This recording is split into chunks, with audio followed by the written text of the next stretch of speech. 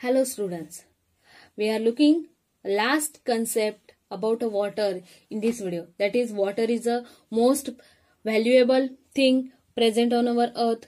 Now it get lost. बघा, पाणी हे पृथ्वीची सगळ्यात इम्पॉर्टंट अँड व्हॅल्युएबल थिंग आहे.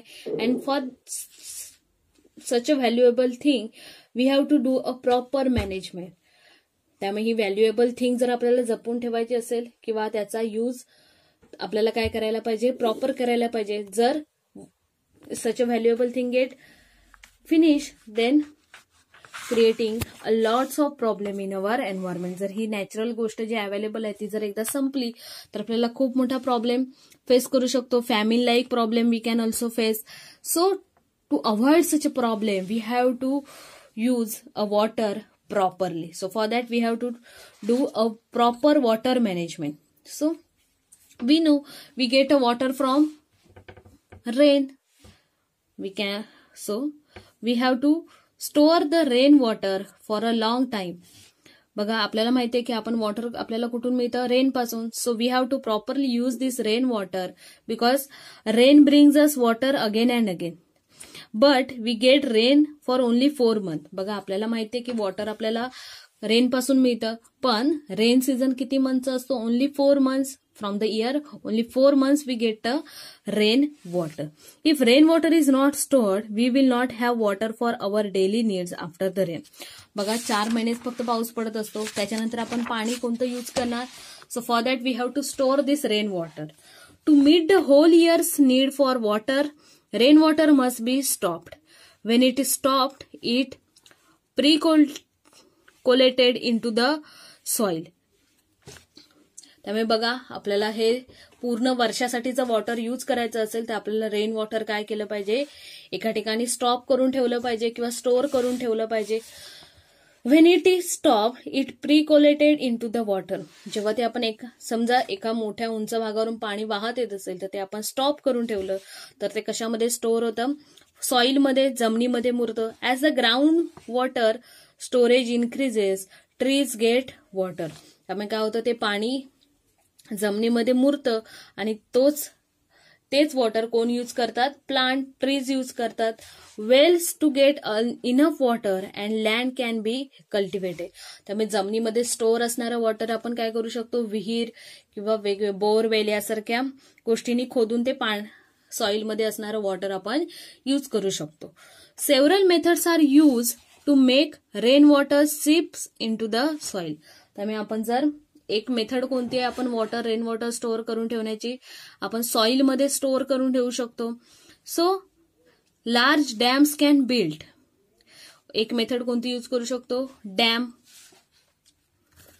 आपण माहिती धरणे बांधतो कशासाठी, वॉटर स्टोअर करून ठेवण्यासाठी.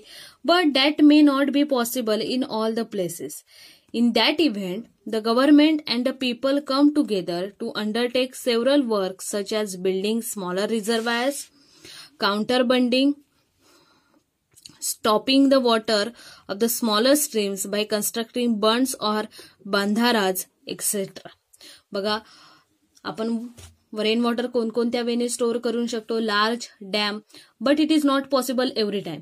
बघा, प्रत्येक जागी डॅम बांधणं शक्य आहे का, no. So for that government take another way. आणि लोकांनी मिळून काय अजून वे कुठले शोधून काढलेत, डॅम सोबत. स्मॉल रिझर्वायर, त्यांनी काय केले, छोटे छोटे पाणी साठवून ठेवण्यासाठी रिझर्वायर तयार करून घेतलेत. Then counterbunding, stopping the water from smaller streams by constructing bunds and bandaras. अजून काय केले, छोटे छोटे बांध बांधून त्यांनी पाणी स्टोअर करून ठेवले. So this is the method, that is by making dam, then making reservoir we can also store a rain water.